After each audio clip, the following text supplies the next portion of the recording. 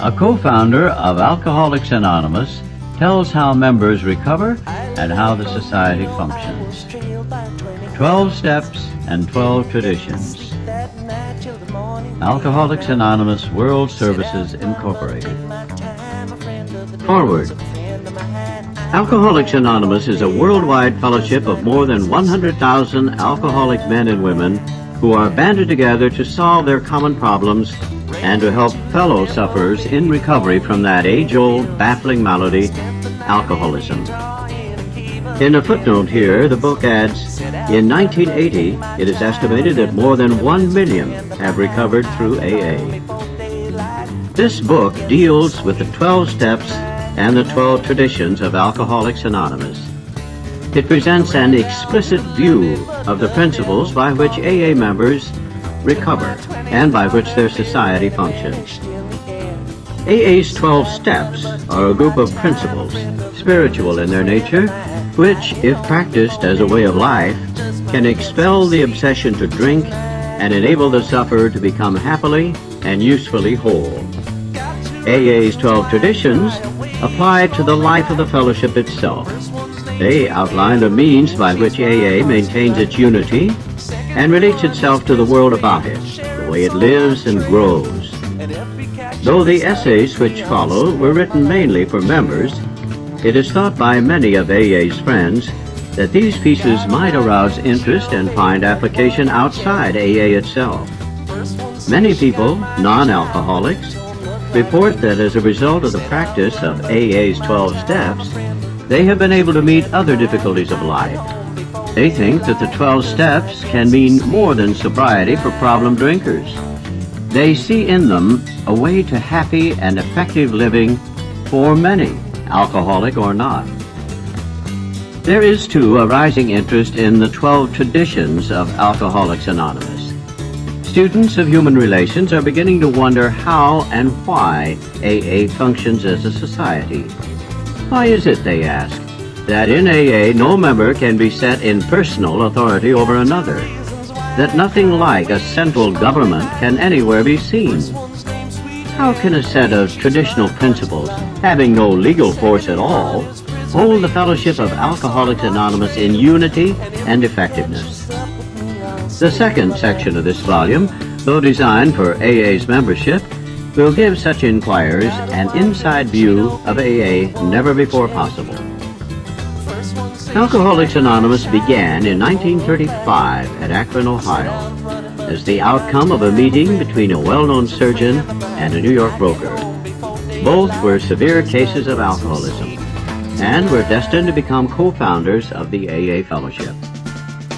The basic principles of AA as they are known today were borrowed mainly from the fields of religion and medicine, though some ideas upon which success finally depended were the result of noting the behavior and needs of the fellowship itself. After 3 years of trial and error in selecting the most workable tenets upon which the society could be based, and after a large amount of failure in getting alcoholics to recover, 3 successful groups emerged. The first at Akron, the second at New York, and the third at Cleveland. Even then, it was hard to find 200 of sure recoveries in all 3 groups.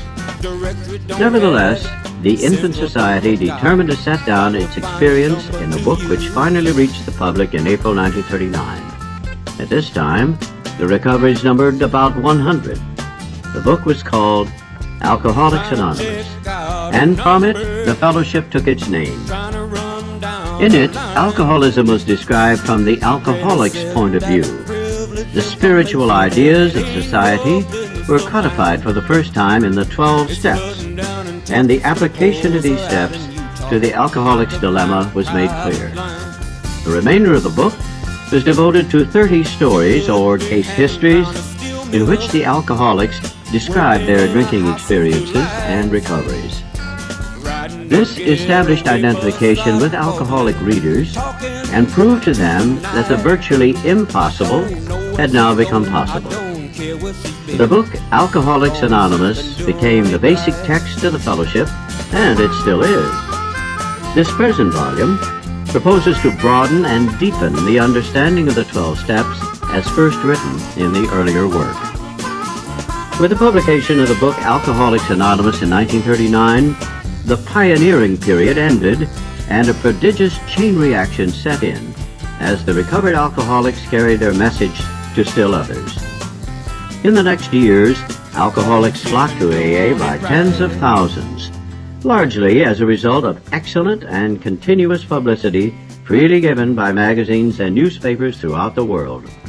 Clergymen and doctors alike rallied to the new movement, giving it unstinted support and endorsement. This startling expansion brought with it very severe growing pains. Proof that alcoholics could recover had been made, but it was by no means sure that such great numbers of yet erratic people could live and work together with harmony and good effect. Everywhere there arose threatening questions of membership, money, personal relations, public relations, management of groups, clubs, and scores of other perplexities. It was out of this vast welter of explosive experience that AA's 12 traditions took form and were first published in 1946 and later confirmed at AA's first international convention held at Cleveland in 1950. The tradition section of this volume portrays in some detail the experience which finally produced the 12 traditions and so gave AA its present form, substance, and unity. As AA now enters maturity, it has begun to reach into 40 foreign lands. And here, a footnote informs in 1981, AA is established in 110 countries.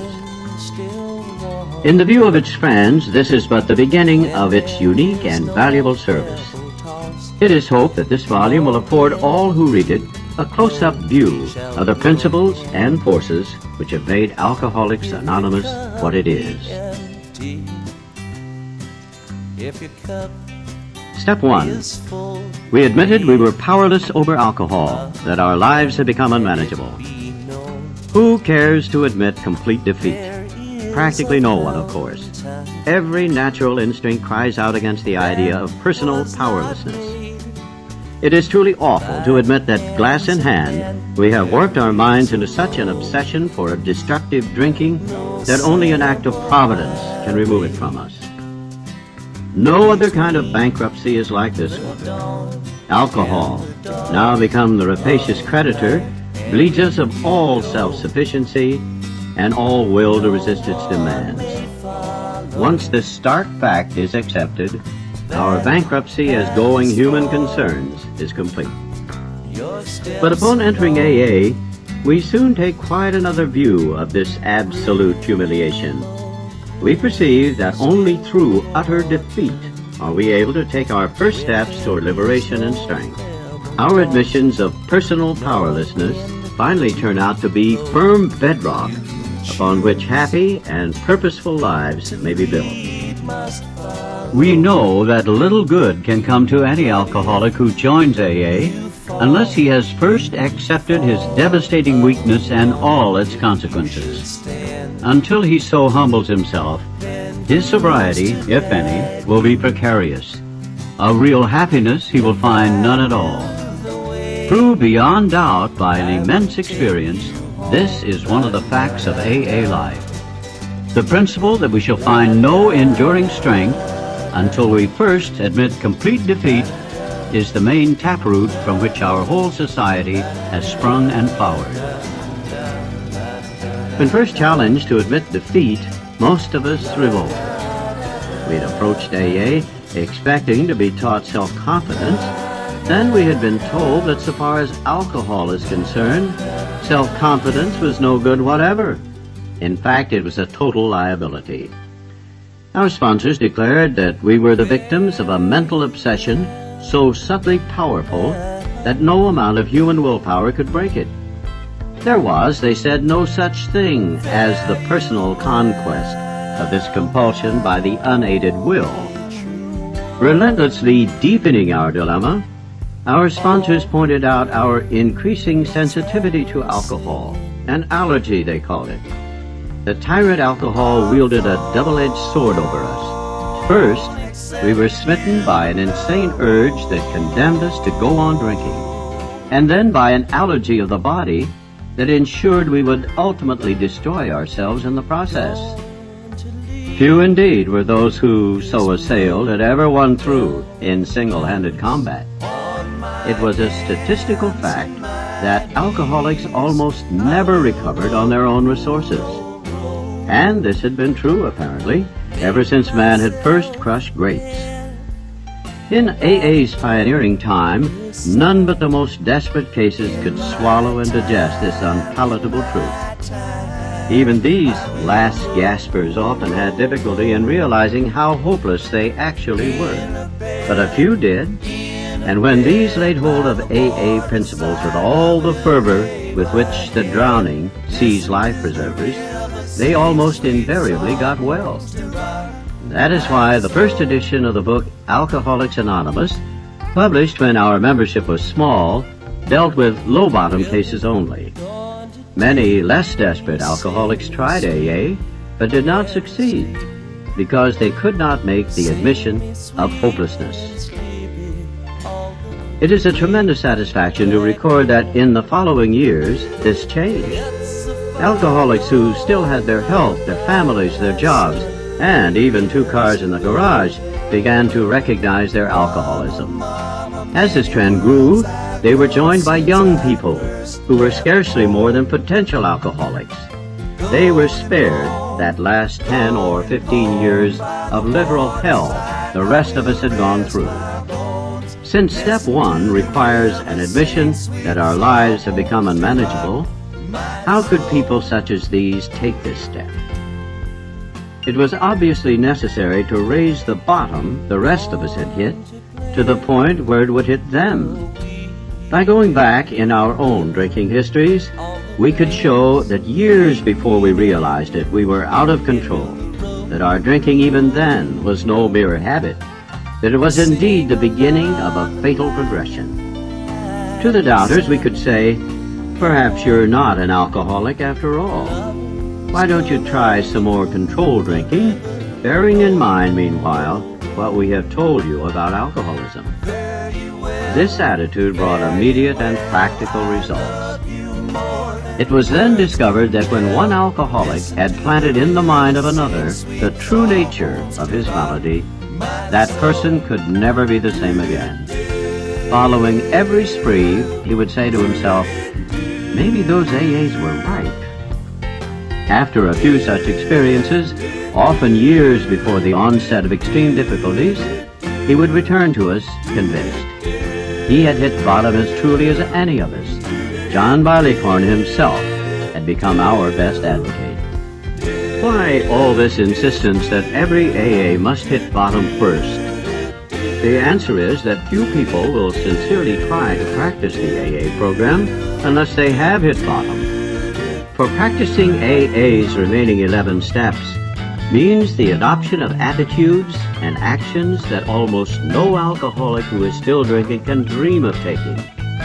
Who wishes to be rigorously honest and tolerant? Who wants to confess his faults to another and make restitution for harm done? Who cares anything about a higher power, let alone meditation and prayer? Who wants to sacrifice time and energy in trying to carry AA's message to the next supper? No, the average alcoholic, self-centered in the extreme, doesn't care for this prospect unless he has to do these things in order to stay alive himself.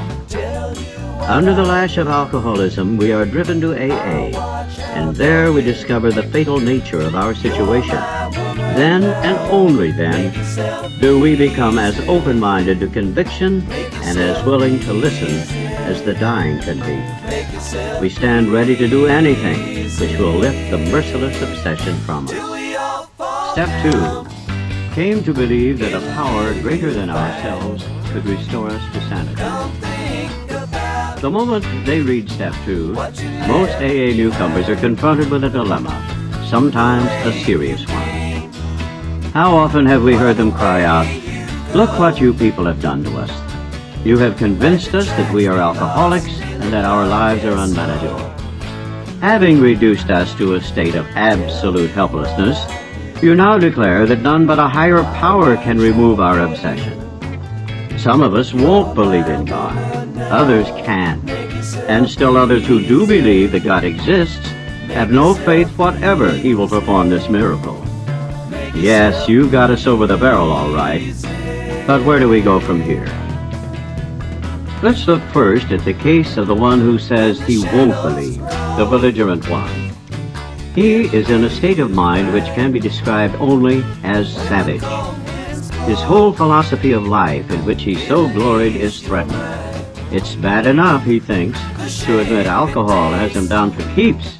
But now, still smarting from that admission, he is faced with something really impossible. How he does cherish the thought that man, risen so majestically from a single cell in the primordial ooze, is the spearhead of evolution, and therefore the only God that his universe knows. Must he renounce all this to save himself? At this juncture, his AA sponsor usually laughs. This, the newcomer thinks, is just about the last straw. This is the beginning of the end. And so it is. The beginning of the end of his old life, and the beginning of his emergence into a new one. His sponsor probably says, take it easy. The hoop you have to jump through is a lot wider than you think. At least I found it so. So did a friend of mine who was a one-time vice president of the American Atheist Society. But he got through with room to spare. Well, says the newcomer, I know you're telling me the truth. It's no doubt a fact that AA is full of people who once believed as I do.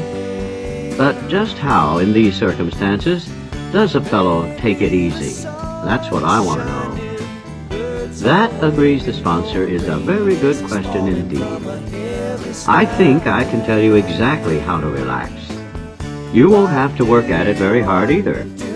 Listen, if you will, to these three statements.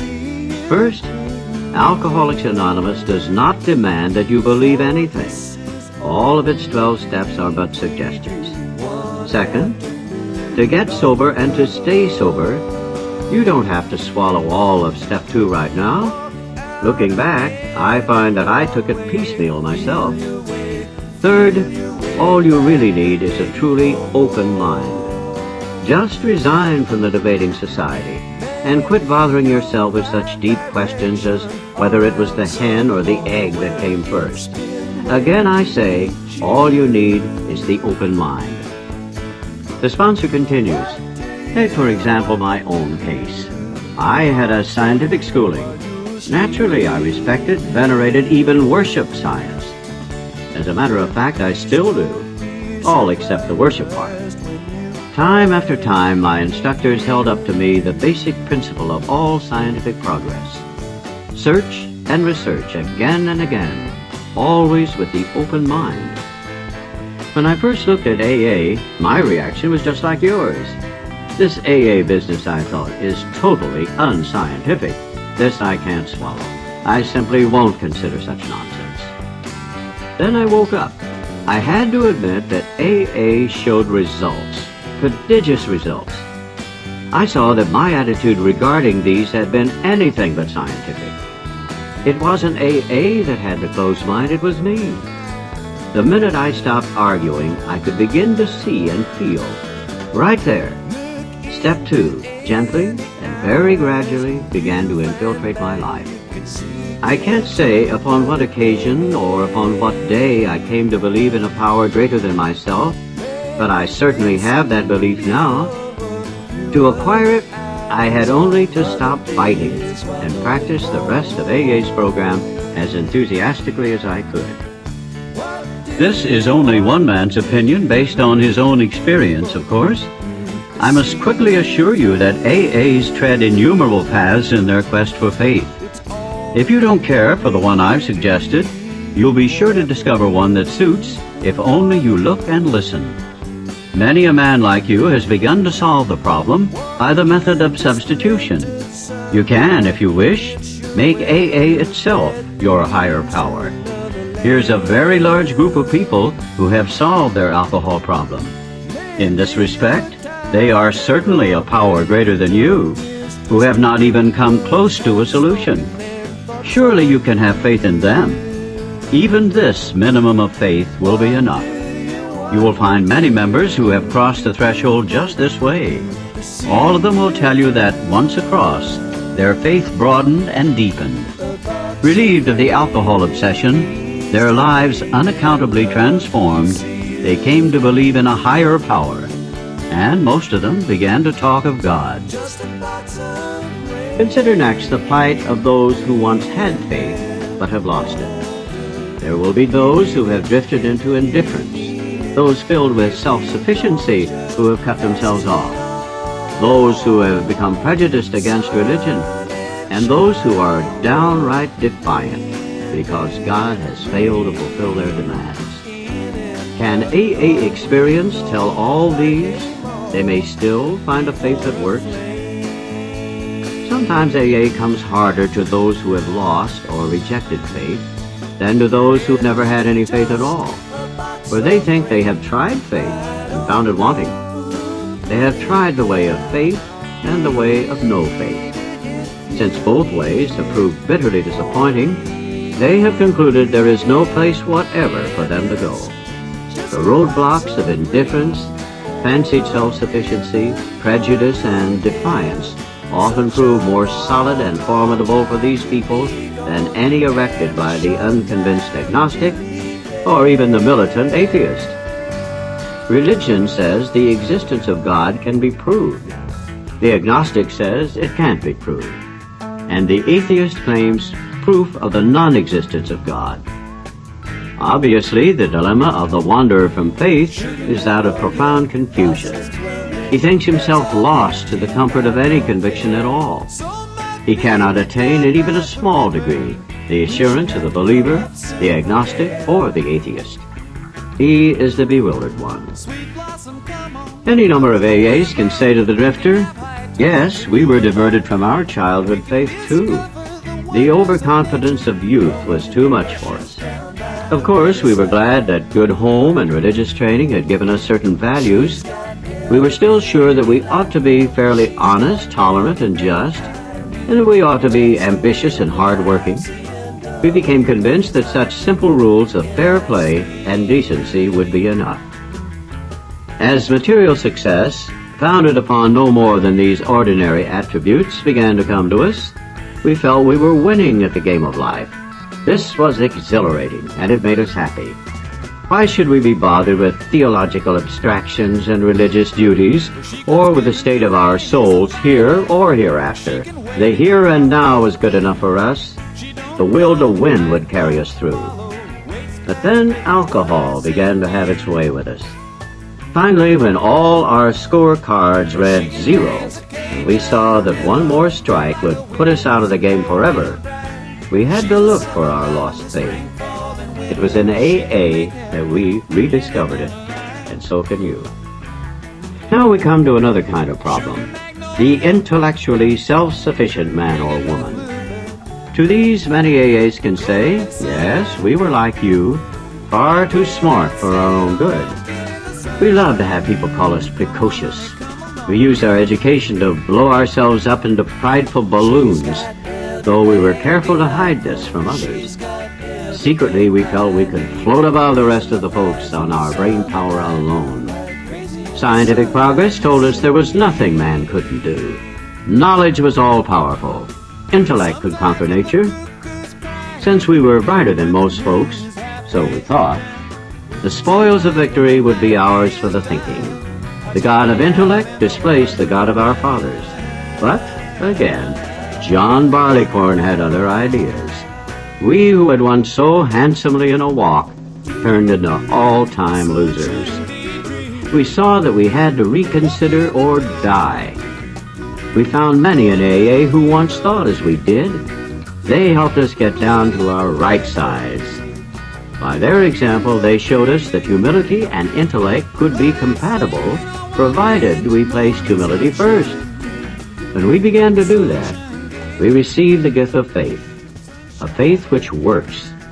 This faith is for you too. Another crowd of AA says, We were plumb disgusted with religion and all its works. The Bible, we said, was full of nonsense. We could cite a chapter and verse, and we couldn't see the Beatitudes for the begats. In spots, its morality was impossibly good.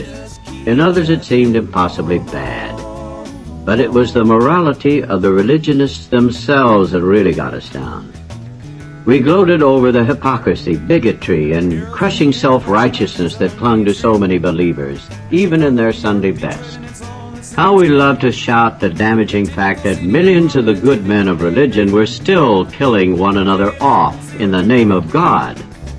This all meant, of course, that we had substituted negative for positive thinking. After we came to AA, we had to recognize that this trait had been an ego-feeding proposition.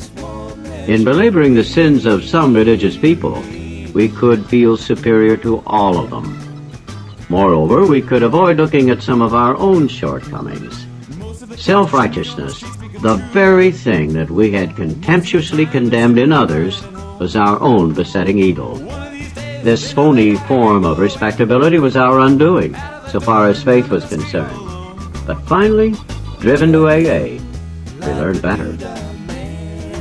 As psychiatrists have often observed, defiance is the outstanding characteristic of many an alcoholic. So it's not strange that lots of us have had our day at defying God himself. Sometimes it's because God has not delivered us the good things of life which we specified, as a greedy child makes an impossible list for Santa Claus. More often, though, we had met up with some major calamity, and to our way of thinking, lost out because God deserted us. The girl we wanted to marry had other notions. We prayed God that she'd change her mind, but she didn't.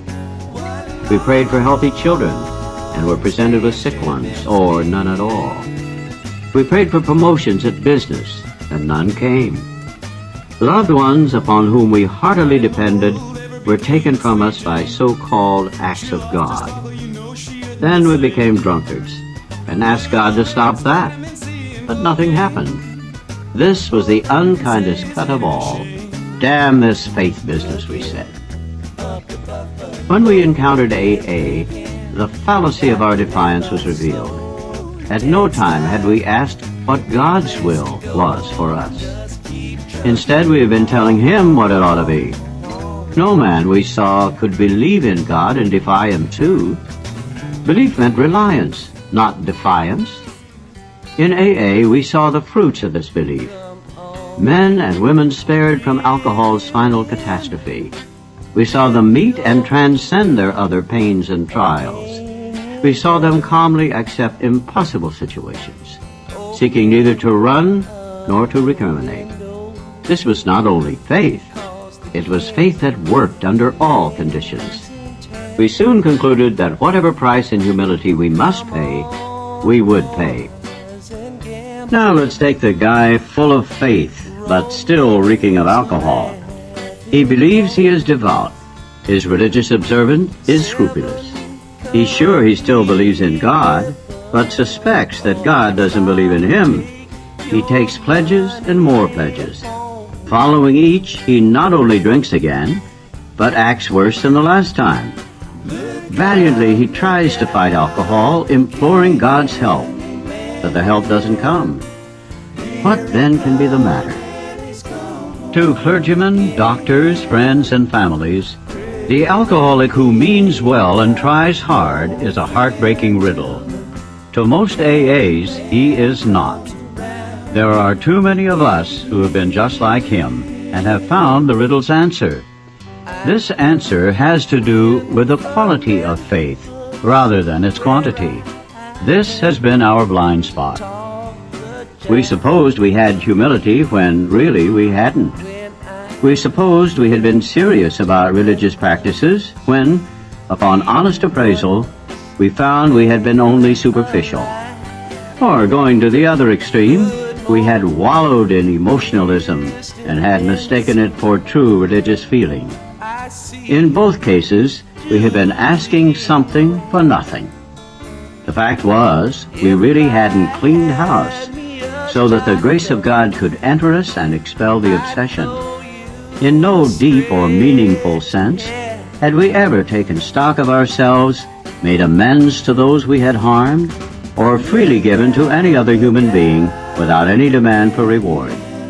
We had not even prayed rightly. We had always said, "Grant me my wishes," instead of "Thy will be done." The love of God and man we understood not at all. Therefore, we remained self-deceived and so incapable of receiving enough grace to restore us to sanity.